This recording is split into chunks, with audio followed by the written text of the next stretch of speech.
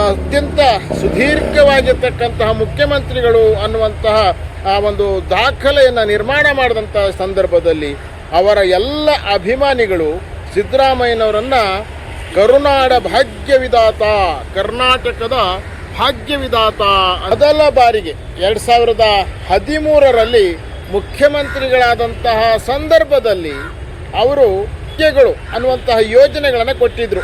ಅದರಲ್ಲಿ ಭಾಳ ಮುಖ್ಯವಾಗಿ ಎಲ್ಲರ ಗಮನವನ್ನು ಸೆಳೆದಂಥದ್ದು ಅನ್ನಭಾಗ್ಯ ಅನ್ನುವಂತಹ ಆ ಒಂದು ಯೋಜನೆ. ನ್ಯಾಯ ಬೆಲೆ ಅಂಗಡಿಗಳ ಮೂಲಕ ಬಡವರಿಗೆ ಉಚಿತವಾಗಿ ಅಕ್ಕಿಯನ್ನು ಕೊಡುವಂತಹ ಆ ಯೋಜನೆ ಅದು ಅತ್ಯಂತ ಜನಪ್ರಿಯವಾಗಿತ್ತು.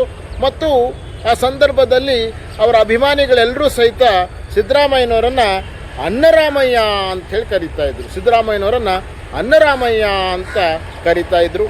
ಎರಡನೇ ಬಾರಿಗೆ 2023ರಲ್ಲಿ ಅವರು ಮುಖ್ಯಮಂತ್ರಿಗಳಾದ ನಂತರದಲ್ಲಿ ಅವರು ಏನು ಆರಂಭದಲ್ಲಿ ಅವರ ಪಕ್ಷ ಕಾಂಗ್ರೆಸ್ ಪಕ್ಷದ ಒಂದು ಪ್ರಣಾಳಿಕೆ ಇತ್ತು, ಪಂಚ ಗ್ಯಾರಂಟಿ ಯೋಜನೆಗಳು.